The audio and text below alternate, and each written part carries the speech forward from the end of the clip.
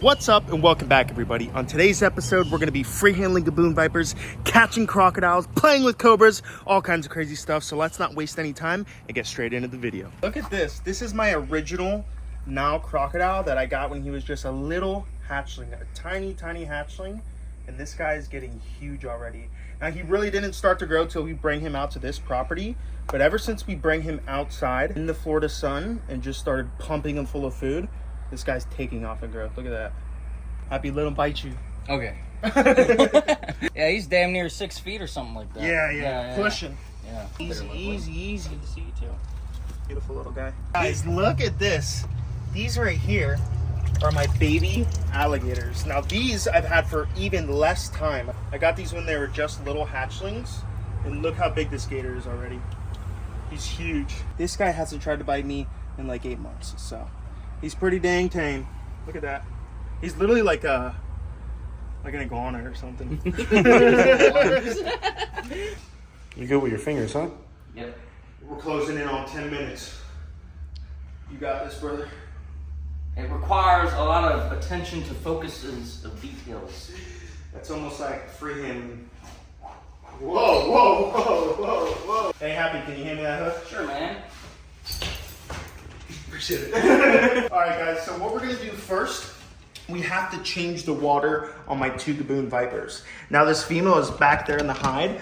I really only need to grab out that water. So all I gotta do is take this male out and I should be able to use my tongs and pull this water bowl out. This snake right here is probably the most impressive snake I have in my collection, as well as the deadliest. Because if you look at this guy, look at those venom glands. If this guy hits you with a load of venom, you are screwed. Ooh. Thickness, man. Thickness, son. Now, I really don't like using skinny snake hooks with Gaboon Vipers because these guys are so thick-bodied, you don't want to break their ribs. So typically, if I get them in the right mood with the right snake, I'll just freehandle them right into the enclosure or use a double hook, which I don't have right now. But look at that snake. And this guy, he was an imported snake and he still hasn't shed. So we still haven't even seen the true colors of this snake. Now, he should be shedding within the next month. Look at the size of this snake. Like, he's longer than my snake hook. And for a Gaboon, that's a massive animal. And if you guys look at this, his tail starts right there. So you can see this is a huge tail. That's about 8-9 inches long. So that's how we can tell it is a male. If this tail was about that long, it would be a female. But these animals, males have super long tails. All right, and you can hear this guy hissing. He is not happy. Now, Gaboons like this, you don't even want to just tail them because it's too much pressure on their spine. So if you're gonna handle one this big, you wanna make sure you're using 2 hands. And as you can see, this guy wants nothing to do with me. He just wants to go in that enclosure. Massive Gaboon. Oh my God. Look at the muscles working. Right? All right, let's go ahead, change his water, and get him back in there. See, we have a female way back in that corner, but I know if I'm working right here with my tongs, she doesn't have the range to strike all the way out to here. Now, they do have a huge strike range, but a female back in that corner obviously cannot hit me while I'm standing out here. So we're just gonna grab that water, change that water out, and get him back in the cage. Big boy's got some fresh water, so we're gonna put him back in with his girl.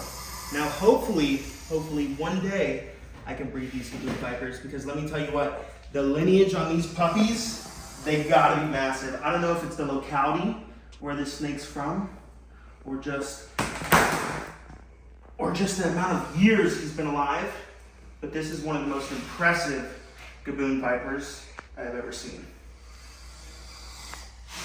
Someone actually commented on one of my videos, they're like, that's not a Gaboon Viper, they don't have horns, that's a Rhino Viper. But as you can clearly see, this is a Gaboon Viper. Rhino Vipers do not get close to this size. But this snake right here easily has the largest horns out of any snake I've worked with. They have keeled scales, so if you feel on top, you can feel all of his scales come to a ridge. So he's got a super rough touch to him. Now that Field's Horn Viper we were handling in yesterday's episode was a lot more smooth, crazy smooth. So it's insane to feel snakes that are super rigid and then to feel ones that are super smooth. Perfect, bro. Look at the horns on that snake. I can't believe 2 giant snakes fit in that one. That's the thing about snakes is they like those cozy Yeah. spots. They like tight spots. If you give them a huge spot to hide, it's basically another cage. It's not really a secure hiding spot for them. All right, guys, the next snake we're gonna be taking out is my pastel monocled cobra. As you can see, she's got a ton of aspen in her water. Now, even though that aspen may not be a big issue or a very concerning issue, I still really don't like seeing aspen in my snake's water. So we're just gonna go ahead, we're gonna pull her out, check her, see if she's got any poop in that enclosure, and go ahead and change her water as well. Oh, she's super dark. Looks like she's going into shed. And a lot of times, this snake is even more aggressive when she's going into shed. Some snakes are less aggressive because they can't see. But these snakes, they just don't know what's going on, so it just pisses them off more. Ooh, look at that. This snake will literally just lunge right at you. Now, if she's in her cage, she's super defensive. But once she gets out of the cage, she's not so bad. And you gotta be super fast. Now, cobras, especially monocled cobras, they really work on vision. So they're gonna be striking off of what they see. They're gonna be biting off of what they see. They're not really gonna make blind strikes. But if one is in shed, they're more likely to make blind strikes and they're more likely to bite you. Ooh, look at that beautiful monocled cobra. But as you can see, she usually has white speckling going all down her back. Right now, she's a super dark, super beige color. Once she gets out of the cage, she's not so bad. So we're just gonna guide her over to this other cage. This is our holding cage for now. Let her slither in nice and easy and service her cage. Crazy snake, right? when she lunges at you, it's intimidating. All right, now my best friend, Happy, is gonna go ahead and put this monocled cobra away. Now he's worked with venomous snakes for a couple years now, mostly vipers, but he's worked with cobras as well. This is probably the nastiest snake in my collection, but I think she's calmed down a little bit because I took her out already, so let's see how she acts. If she's mean, you gotta handle it. If she's nice, you gotta handle it as well, so. You got this, brother. Oh. That's my worst fear when snakes go in the snake rack. Here's back. I'm waiting, here's back. It's all right, take your time. You have most control. You're gonna have most control, Happy, right there at the first third. There you go, perfect. And then when she slips off, go right back to the first third again, and then lift up. Perfect. Great job. That's a perfect example. If you don't have to lift the snake all the way off the floor, don't. You saw Happy literally just grab the snake and you kind of slid him over here and pushed him in. A lot better than lifting the snake up and dropping him, you know what I mean? So if it's close enough, just slide the snake right into the enclosure. If it's all good, let's get a lock on this cage. Good job. Thanks, man. When are you gonna start paying me? Yeah, cobras are just annoying because you have to have patience because they just freak out, and sometimes it annoys people, but you just have to let them freak out for a couple seconds, wait till they slow down. Oh, look at that right in the water. All right, guys, now the next snake we're going to be taking out is an albino monocled cobra. Now Happy's going to be our guest to take him out. Now her cage is not dirty. We just need to fix her light up here. So as you can see, she's up on that lip, super, super dangerous. Happy's going to have a tough time getting this snake out, but I believe in him. I think he can get it done. You can see why we want to fix her light though, because in this dark setting, in this dark scenario, it's harder for us keepers to work with the snake, and it's harder for you guys at home to actually get a good look at what this snake's true colors are. Next time you grab her tail, you pull it up. That way you're out of the strike zone, but perfect. You got her out. You got her on the hook. Beautiful snake. It looks like she's going into shed as well. Perfect. Wait, look at the camera. Beautiful. You know what, guys? What I think we're gonna do, I think we're gonna take my Wrinkle Spitting Cobra, we'll throw her up here on display, and we'll give this albino monocled cobra this whole cage. So she'll have a huge cage, she'll have an upgrade, and the monocled cobra will have a little upgrade as well. Now he's in this bin, but he's gonna be going in this cage. So all we gotta do is print some new labels, pop the snakes in, and we're ready to go. You got all 9 fingers, 10 fingers? 9. 10 fingers. All 9 fingers. All right, ladies and gentlemen, last but not least, the Wrinkle Spitting Cobra. Now, out of all of my Spitting Cobras, this one spits the most. Beautiful, beautiful snake. So what we're gonna do, we're gonna get this beautiful girl out of this tub, and we're gonna throw her in this cage right here. That way she can be on display, because I want you guys, ooh, doggy, look at that snake. She's fired up now, because I want you guys